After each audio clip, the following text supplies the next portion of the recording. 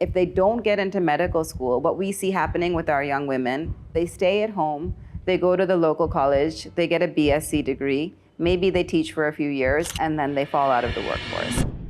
Today I'm joined by Vandana Goyal. Vandana is the co-CEO of Avanti Fellows. If you take all these girls to IITs, what will happen to India's medical system? Why are you taking away all the doctors?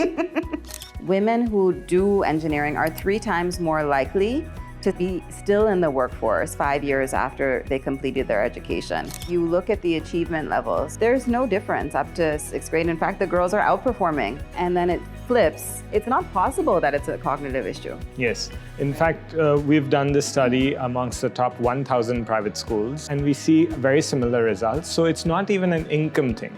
One thing that we did was just to identify the high-achieving girls and put them in one place together. So I always felt like that was a very neglected group of students. So you're really busy raising the floor of achievement, not so much thinking about how are you raising the ceiling.